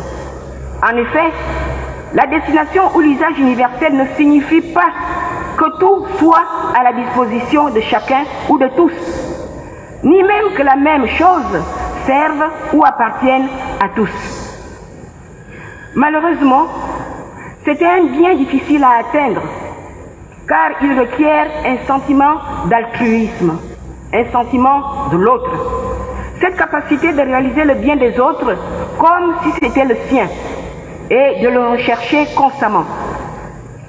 Il exclut de facto les notions d'égoïsme, d'égocentrisme, du tout pour moi et rien pour les autres, en somme, l'individualité. La responsabilité de réaliser et de poursuivre le bien commun revient non seulement à l'individu, créé solidaire de l'autre, mais aussi à l'État, autorité publique qui lui est censée garantir la cohésion, l'unité et l'organisation, dont la finalité est de rendre accessibles aux personnes les biens nécessaires pour une vie heureuse. Voilà, en quelques mots, ce qu'on peut retenir un peu de l'homme et de ce qui lui revient de droit, au niveau des droits humains, mais au niveau aussi également du bien commun. Nous allons aborder un deuxième point très rapidement, Monsieur l'abbé, très rapidement, qui porte sur les valeurs fondamentales de la vie sociale. Et ces valeurs fondamentales sont directement liées à ce que nous avons dit précédemment, c'est-à-dire directement liées à l'homme. Nous en avons pris 3. Il y en a un peu plus. C'est le principe de solidarité. Ce sont les valeurs qui régissent, les valeurs et principes qui servent à régir la vie de l'homme tel que préconisé par le Créateur. C'est le principe de solidarité, c'est le principe de liberté et celui de charité. C'est les 3 que j'ai retenus, il y en a d'autres. Il y a la vérité, il y a l'équité, donc j'en ai retenu 3. Par principe de solidarité, vraiment, on va ramasser. La solidarité est un des principes de base de tout l'enseignement social de l'Église. Il exprime l'ensemble des liens qui unissent les hommes et les groupes sociaux entre eux. L'espace offert à la liberté humaine pour pouvoir à la croissance commune. L'homme social est de facto l'homme solidaire. Le message de la doctrine sociale de l'Église sur la solidarité met en évidence le fait qu'il existe des liens étroits entre solidarité et bien commun, entre solidarité et égalité entre les hommes. La solidarité implique que chacun d'entre nous cultive la conscience de la dette qu'il a à l'égard de la société dans laquelle nous vivons. Nous sommes tous débiteurs, c'est-à-dire nous sommes tous redevables des conditions qui rendent viable l'existence humaine. Le sommet du message de la solidarité est le message et la vie de Jésus-Christ, l'homme nouveau, solidaire de toute l'humanité jusqu'à la mort sur la croix. En lui, on retrouve le signe vivant de cet amour incommensurable et transcendant de Dieu avec l'homme, qui prend sur lui les infirmités de son peuple, chemine avec lui, le sauve et le constitue dans l'unité. Avec et grâce à Jésus, la vie sociale peut être redécouverte, même avec ses contradictions et ambiguïtés, comme lieu de vie et d'espérance, comme signe d'une grâce offerte à tous. À la lumière de la foi, la solidarité tente à prendre des dimensions spécifiquement chrétiennes de la gratuité totale, du pardon et de la réconciliation. Dans cette perspective, pour l'Église, le prochain n'est pas seulement un être humain avec ses droits et son égalité fondamentale à l'égard de tous, mais il devient l'image vivante de Dieu le Père, racheté par le Christ et objet de l'action courante du Saint-Esprit. De ce fait, il doit être aimé, même s'il est ennemi de l'amour dont l'aime le Seigneur, et l'on doit être prêt au sacrifice pour lui, même au sacrifice suprême, ainsi que signifié par l'évangéliste Jean, donner sa vie pour ses frères. Le deuxième principe ou deuxième valeur que je vais aborder rapidement, c'est la liberté. Elle s'exerce dans les rapports entre les hommes. L'homme ne peut tendre au bien que dans la liberté que Dieu lui a donnée comme signe sublime de son image. La liberté nous vient de Dieu. La doctrine sociale de l'Église rappelle en sa page 74 que Dieu a voulu le laisser à son propre conseil pour qu'il puisse de lui-même chercher son Créateur et adhérer librement à lui. La valeur de la liberté de chaque personne humaine est respectée quand il est permis à chaque membre de la société de réaliser sa vocation personnelle, d'exprimer ses opinions, de professer ses idées religieuses, culturelles et politiques, le tout encadré par un contexte juridique dans les limites du bien commun, de l'ordre public et à l'enseigne de la responsabilité. La liberté doit aussi se manifester comme la capacité de refus de ce qui est moralement négatif, de tout ce qui peut entraver la croissance personnelle, familiale et sociale. Devant des injustices, devant des inégalités, des abus, des violences, j'ai aussi le devoir de faire agir mon droit à la liberté de dénoncer. Mesdames et messieurs, cette liberté n'est pas illimitée, car elle est appelée à respecter la loi morale que Dieu donne à l'homme. Ma liberté s'arrête où commence celle de l'autre. Le juste exercice de la liberté exige des conditions qui sont souvent malheureusement violées et méconnues. La libération des injustices est donc le canal qui promet la liberté et la dignité de l'homme. À la valeur de la justice, l'Église associe celle de la solidarité comme voie privilégiée de la paix. De fait, l'objectif de la paix ne peut être atteint que par la mise en œuvre de la justice sociale et internationale, mais aussi grâce à des vertus qui favorisent la convivialité et qui apprennent à vivre unis afin de construire dans l'unité. Le dernier petit point, c'est là, je vais terminer par là, c'est la charité. Elle est souvent réduite au domaine de proximité ou limitée aux seuls aspects de l'agir de l'un pour l'autre. Mais elle doit plutôt être considérée selon sa valeur de critère suprême et universel de l'éthique sociale tout entière. Les valeurs que nous avons présentées plus haut, à savoir la solidarité, la justice, la liberté, naissent à partir de la source intérieure de la charité. En effet, c'est par charité que nous allons appliquer la solidarité, que nous allons appliquer la justice et la vérité. La vie humaine en commun est ordonnée, génératrice de bien quand elle se réalise selon la justice, à savoir dans le respect des droits et l'accomplissement des devoirs respectifs. Quand elle se réalise la charité dans la liberté qui convient à la dignité, quand elle est vivifiée par l'amour qui fait ressentir comme sien les besoins et les exigences des autres.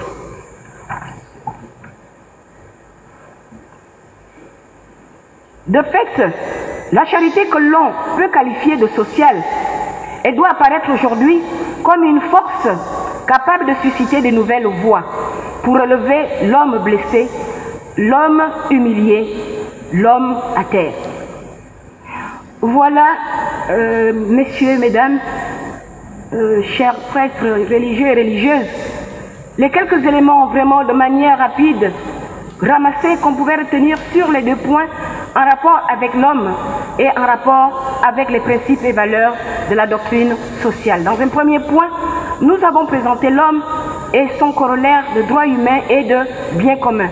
Dans la deuxième partie, nous avons mis en évidence les valeurs et principes qui permettent d'encadrer et de parfaire cette dignité humaine, cette socialité humaine.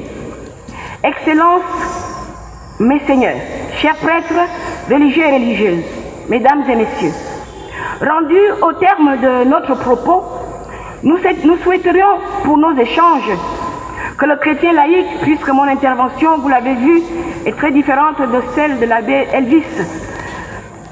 Rendu au terme, nous souhaiterions que le chrétien laïque, mon propos était plutôt axé sur l'aspect, le regard du laïque sur la doctrine sociale de l'Église. Nous souhaiterions que le chrétien laïque s'interroge sur quelques aspects des éléments que nous avons présentés. L'un d'entre eux est de nous redemander qui est l'homme aujourd'hui. Qui est l'homme aujourd'hui pour le laïc chrétien? En ce temps de carême, comment le percevons-nous? Quelle est notre expérience de l'homme en rapport avec notre milieu de vie, tant sur le plan familial, professionnel, social, religieux?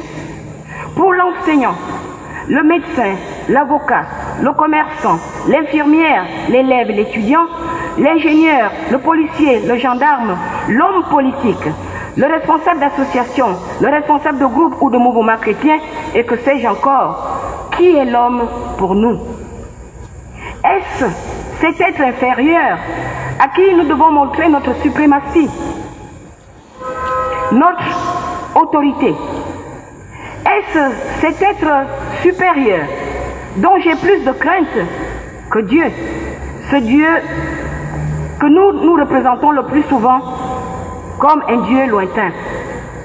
Est-il cet Abel dont nous devons nous débarrasser parce qu'il a une tache sur notre chemin? Est-il celui vers lequel se pointe toujours un doigt accusateur pour justifier nos égarements, nos échecs? Est-il ce misérable qui mérite sa condition humaine? Ou bien est-ce toujours cet être inaliénable créé et voulu par Dieu dans sa perfection totale? Ou encore est-il simplement cet autre moi, un frère égal en dignité, en humilité, cet être social avec lequel je forme le couple du nous divin? Il faut, chers laïcs, que nous sachions qui il est, qui il représente pour nous. À partir de ce moment seulement, nos actes de charité, nos actes de solidarité auront une portée, un objectif, une réelle destination. Toutes ces valeurs et principes que nous avons présentés, principes de solidarité, principes de charité, principes de liberté, de vérité, que représentent-ils pour nous laïcs? Les droits de l'homme, est-ce que nous en sommes conscients? Ou ce sont des notions pour les autres? Les choses que nous lisons de temps en temps, mais qui ne renvoient pas à grand-chose pour nous. Comment respectons-nous le droit à la vie quand nous sommes favorables à l'avortement, quand nous sommes favorables à la violence, quand nous sommes favorables à la déviation sexuelle? Les concepts de bien commun, comment les respectons-nous quand nous exproprions notre frère puisque nous avons plus de moyens en soudoyant la justice? Comment pratiquons-nous la solidarité, la liberté que nous venons de rappeler à la lumière de la doctrine sociale catholique? Sommes-nous conscients, chers laïcs, de l'impact du péché sur le monde? Sommes-nous conscients que chaque fois que nous péchons, nous ne sommes pas seulement en situation de désobéissance vis-à-vis de notre Créateur, mais aussi dans une sorte de désorganisation de l'ordre social dans lequel on est censé évoluer? Autant de questionnements qui devaient nous accompagner tout au long de ce carême, en étant en présence de l'autre, de sa solitude, de sa misère, de sa différence, de sa singularité. Le but de ces conférences de carême, à mon sens, est d'ajouter une plus-value à notre démarche de carême. Nous ne pouvons pas vivre le carême de façon monotone continuellement, sans réelle portée. Il faut que quelque chose s'améliore en rapport avec notre vécu. Le chrétien, par son témoignage de vie, son expérience de vie réelle et non fin ou calculée, doit impacter de la vision de Dieu pour l'homme dans son espace de vie familial, social, professionnel. Que chacun trouve quelque chose de bien à faire. La doctrine sociale de l'Église nous donne des orientations. Comment allons-nous les vivre à la lumière de l'Évangile? Nous vous remercions.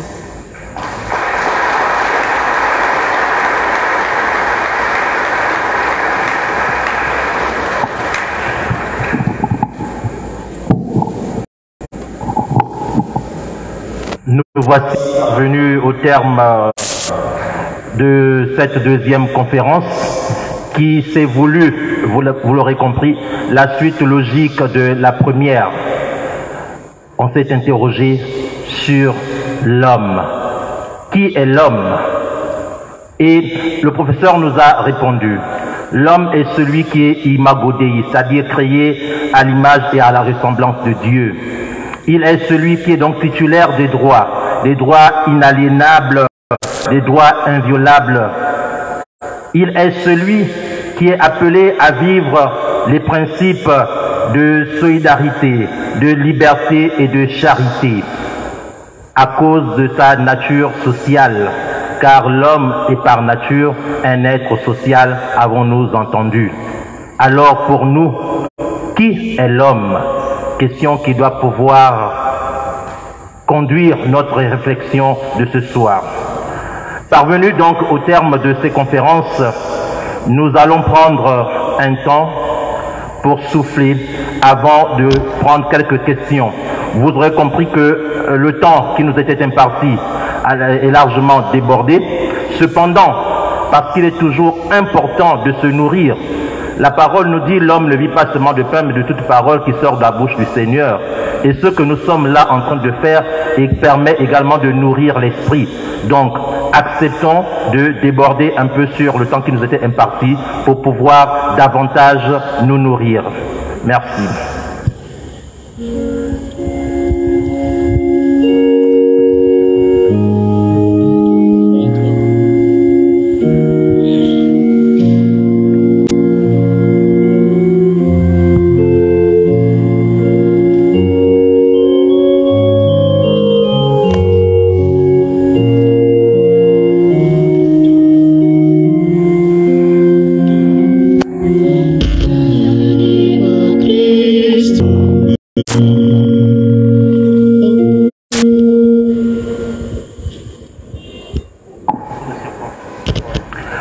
Alors, nous allons passer à la phase des échanges afin d'éclaircir certains points qui ont été relevés durant ces deux enseignements.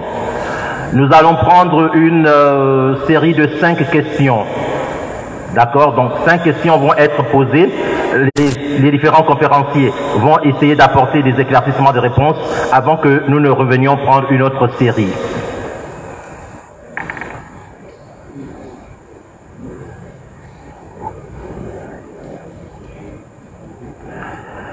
Il y a un micro qui se balade dans l'assemblée avec